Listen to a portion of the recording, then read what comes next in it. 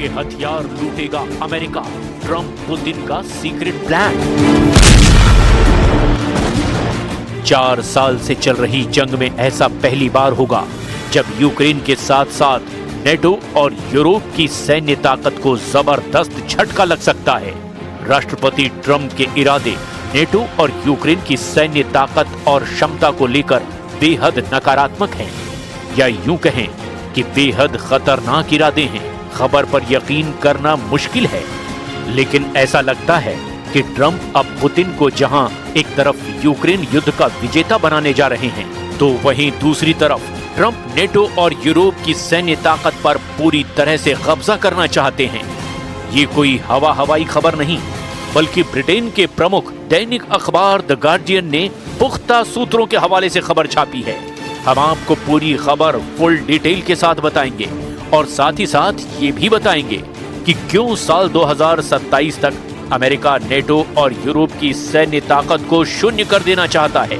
और साथ ही ये भी खबर है कि शांति का नोबेल पुरस्कार न मिलने से नाराज राष्ट्रपति डोनाल्ड ट्रंप ने पुतिन को हर हाल में यूक्रेन युद्ध जिताने की ठान ली है। ट्रंप के इसी प्लान से घबराए जर्मनी, फ्रांस और ब्रिटेन ने अब मिलकर के अमेरिका के बिना ही यूक्रेन को जंग जिताने का ऐलान कर दिया है। एक हफ्ते में पेरिस और लंदन में 2 बार ज़ेलेंस्की ने फ्रांस, ब्रिटेन और जर्मनी के राष्ट्र प्रमुखों के साथ मीटिंग की है, जिसकी वजह से अमेरिका और ज्यादा तमतमा गया है। यहाँ तक कि ट्रंप इस बात से नाराज हैं कि फ्रांस के राष्ट्रपति Emmanuel Macron, German chancellor Friedrich Merz और नेटो के महासचिव और चीफ मार्क रूटे पीठ पीछे अमेरिका के खिलाफ साजिश में जुटे हुए हैं। इन राष्ट्र प्रमुखों की लीक हुई कॉल में सभी इस बात पर चेतावनी दे रहे हैं कि अमेरिका यूक्रेन को जंग में धोखा दे रहा है। और इसके बाद से अमेरिका ने नेटो और यूरोप के सैन्य ताकत पर कब्जा करने का मन बना लिया है। लेकिन ये सब कैसे? इसकी शुरुआत करते हैं उस खबर से। नेटो के हथियार छीनेगा अमेरिका, 5 सूत्रों का ब्रिटिश मीडिया पर दावा। शुरुआत उस खबर से जिसकी वजह से 32 देशों वाले नेटो की 35 लाख सैन्य क्षमता वाली सेना पर अमेरिका 2027 तक पूरी तरह से कब्जा करना चाहता है। अगर ऐसा हुआ तो यूक्रेन की तरह रूस, यूरोप और नेटो के कई देशों पर हमला कर सकता है या फिर कई इलाकों पर कब्जा कर सकता है। इस खबर की जड़ तक पहुंचने से पहले ये जान लीजिए कि रूस यूक्रेन युद्ध में कैसे यूरोप और नेटो देश रूस के खिलाफ 38,21,000 करोड़ रुपए यूक्रेन को दे चुके हैं, लेकिन उसके बावजूद यूक्रेन रूस को जंग नहीं हरा पाया है। सबसे पहले ब्रिटेन के अखबार द गार्डियन में छपी उस खबर को जान लीजिए जिसकी वजह से यूरोप से लेकर अमेरिका तक कोहराम मचा हुआ है। ब्रिटिश मीडिया के दावों के मुताबिक अमेरिका चाहता है कि 2027 तक यूरोप नेटो की अधिकांश रक्षा क्षमताओं पर कब्जा कर ले। रॉयटर्स की रिपोर्ट के मुताबिक पेंटागन के अधिकारियों ने इस हफ्ते वॉशिंगटन में राजनयिकों को बताया कि अमेरिका चाहता है कि 2027 तक यूरोप नेटो की अधिकांश पारंपरिक रक्षा क्षमताओं, चाहे वो खुफिया जानकारी हो या फिर मिसाइल पावर हो, सभी पर अमेरिका कब्जा कर ले। रिपोर्ट से जुड़े 5 सूत्रों ने दावा किया, जिसमें एक अमेरिकी अधिकारी भी शामिल है। खबरों के मुताबिक वॉशिंगटन में नेटो नीति की निगरानी करने को लेकर पेंटागन के अधिकारियों ने कई यूरोपीय अधिकारियों के साथ बैठक की है। पेंटागन के अधिकारियों ने संकेत दिया है कि 2022 में रूस के द्वारा यूक्रेन पर किए गए व्यापक आक्रमण के बाद से यूरोप ने अपनी रक्षा क्षमताओं को बढ़ाने में जो प्रगति की है, उससे वॉशिंगटन अभी संतुष्ट नहीं है। सूत्रों के अनुसार अमेरिकी अधिकारियों ने अपने समकक्षों से कहा कि अगर यूरोप 2027 की समय सीमा को पूरा नहीं करता तो अमेरिका कुछ नेटो के बड़े सैन्य अभ्यास और तैयारियों में भाग लेना पूरी तरह से बंद कर देगा। एक अमेरिकी अधिकारी का दावा है कि कैपिटल हिल के कुछ अधिकारी यूरोपीय लोगों को दिए गए पेंटागन के संदेश को अच्छी तरह से जान चुके हैं। दावों के मुताबिक अमेरिका नेटो और यूरोप को खुफिया जानकारी, निगरानी, द्रोही ISR मिसाइल प्रणाली, वायु रक्षा, और सेना की मूवमेंट और आदेशों पर पूरी तरह से कंट्रोल कर लेना चाहता है। निहत्था होगा नेटो, अमेरिका की 70% power. North Atlantic Treaty Organization यानी नेटो दुनिया का सबसे शक्तिशाली सैन्य संगठन है, जिसमें 32 सदस्य देश शामिल हैं। 2025 के अनुमानों के मुताबिक नेटो के कुल सक्रिय सैनिक लगभग 35 लाख के करीब हैं, जो वैश्विक सैन्य खर्च का आधे से ज्यादा हिस्सा कवर करती है। 2025 के ग्लोबल फायर पावर आंकड़े और नेटो डेटा के मुताबिक आज की तारीख में नेटो के पास 8,500 टैंक हैं, 4,700 से ज्यादा लड़ाकू विमान हैं, 10,000 से ज्यादा लड़ाकू हेलीकॉप्टर हैं, 212 से ज्यादा नौसैनिक जहाज हैं, 150 से ज्यादा पनडुब्बियां हैं, जो नेटो को अजेय बनाती हैं। लेकिन अब अमेरिका नेटो की इसी पावर पर कब्जा करना चाहता है, क्योंकि नेटो के 3 देश जर्मनी, फ्रांस और ब्रिटेन अमेरिका के लिए सिरदर्द बन गए हैं, और इन्हीं की वजह से यूक्रेन युद्ध में शांति समझौता नहीं हो पाया, जिसकी वजह से राष्ट्रपति डोनाल्ड ट्रंप के हाथ से शांति का नोबेल पुरस्कार फिसल गया। अब आप ये जान लीजिए कि नेटो में अमेरिका की भूमिका क्या है और नेटो में शामिल जर्मनी, फ्रांस और ब्रिटेन से क्यों पल्ला झाड़ना चाहता है अमेरिका। नेटो की सैन्य ताकत उसके 32 सदस्य देशों की संयुक्त क्षमताओं पर निर्भर करती है, लेकिन अमेरिका इसकी रीढ़ की हड्डी है। 2025 के आंकड़ों के मुताबिक अमेरिका नेटो की कुल सैन्य क्षमता का लगभग 65 से 70% हिस्सा खर्च करता है।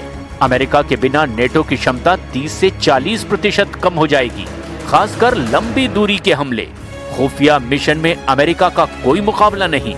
यूक्रेन युद्ध के बाद अमेरिका ने पूर्वी यूरोप में 1 लाख से ज्यादा सैनिक तैनात किए हैं, जबकि अमेरिका पर हावी नेटो के 3 देश जर्मनी, फ्रांस और ब्रिटेन तीनों मिलकर नेटो के कुल रक्षा बजट का सिर्फ 20% पैसा देते हैं। ऐसे में अमेरिका को लगता है कि जर्मनी, फ्रांस और ब्रिटेन काबू में करने के लिए अमेरिका पैसों के दम पर उनके सैन्य क्षमताओं पर कब्जा कर सकता है। नेटो की कॉल लीक, ट्रंप ने दिया बारूदी धोखा। अब सवाल ये उठता है कि ब्रिटेन, फ्रांस और जर्मनी के पीछे आखिर अमेरिका क्यों पड़ा हुआ है। इसके पीछे कई दावे किए जा रहे हैं। जिस तरह से रूस यूक्रेन पर हावी हो चुका है, उसके मुताबिक रूस आसानी से यूक्रेन को सरेंडर के लिए मजबूर कर सकता है, और ट्रंप का 28 सूत्रीय शांति प्रस्ताव भी अब रूस की जीत में 4 चांद लगा सकता है। लेकिन दिक्कत यह है कि अमेरिका के खिलाफ जर्मनी, फ्रांस और ब्रिटेन तीनों मिलकर मोर्चा खोल चुके हैं और यूक्रेन को हथियार नहीं डालने दे रहे हैं। फ्रांस के राष्ट्रपति इमैनुअल मैक्रों, जर्मनी के चांसलर फ्रेडरिक मर्ज, नेटो के महासचिव मार्क रूटे, ये तीनों मिलकर राष्ट्रपति ट्रंप के खिलाफ कुछ ऐसी खुफिया बातें कर रहे थे जिसकी कॉल लीक हो गई है। अब जरा आप देखिए लीक कॉल में इन देशों के राष्ट्र प्रमुखों ने अमेरिका और ट्रंप पर क्या-क्या कहा है। दिसंबर महीने में हुई नेटो नेताओं की मीटिंग कॉल से अमेरिका में हड़कंप मचा हुआ है, जबकि राष्ट्रपति ट्रंप इस कॉल लीक की डिटेल जानने के बाद बेहद नाराज हैं। जर्मन मैगजीन डेर स्पीगेल ने 4 दिसंबर को इसके अंग्रेजी नोट्स प्रकाशित किए हैं, जो सीधी बातचीत के अंश हैं। नेटो देशों की कॉल मीटिंग 1 दिसंबर 2025 को हुई थी, जिसमें यूरोपीय नेता अमेरिकी राष्ट्रपति डोनाल्ड ट्रंप प्रशासन के द्वारा प्रस्तावित यूक्रेन रूस शांति योजना पर चर्चा कर रहे थे।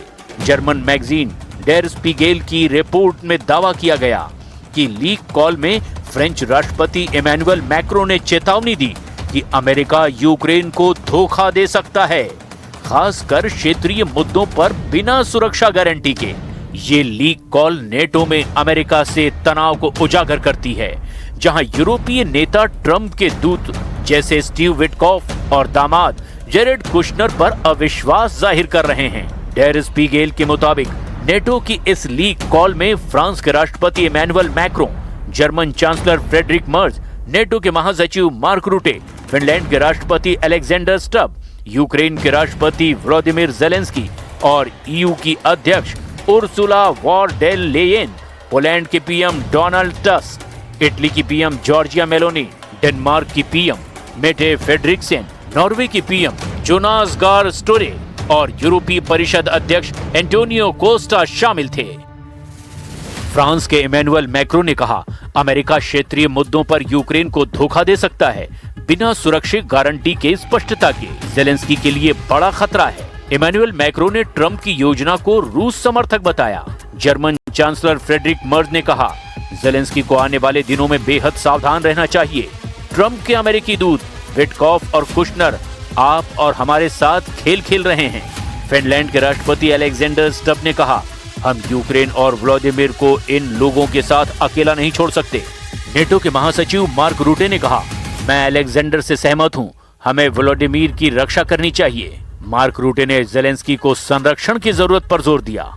अमेरिका, राष्ट्रपति ट्रंप और ट्रंप के विशेष दूत स्टीव विटकॉफ और शांति वार्ता में शामिल ट्रंप के दामाद कुशनर के खिलाफ नेटो के नेताओं के लीक कॉल में जमकर जहर उगला गया, जो अब अमेरिका के सामने एक्सपोज हो चुका है। और यही वजह है कि अब अमेरिका नेटो और यूरोपीय देशों को सबक सिखाने की कोशिश में जुट गया है, जिसका सीधा फायदा रूस और राष्ट्रपति पुतिन को होगा, जबकि सबसे भयानक नुकसान जेलेंस्की और यूक्रेन को जंग में होने जा रहा है। He'll have to like it, and if he doesn't like it, then they should just keep fighting, I guess. लेकिन 38,21,000 करोड़ रुपए के हथियार लेने के बावजूद यूक्रेन रूस को हरा नहीं पाया है, बल्कि रूस ने उल्टा यूक्रेन को ही बुरी तरह से रौंद डाला है।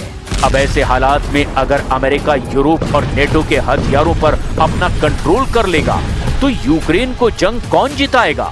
कुल मिलाकर पुतिन की जीत तय है। अब देखना यह है कि अमेरिका के खिलाफ फ्रांस, ब्रिटेन, जर्मनी जैसे यूरोपीय और नेटो देश किस हद तक आगे जाते हैं।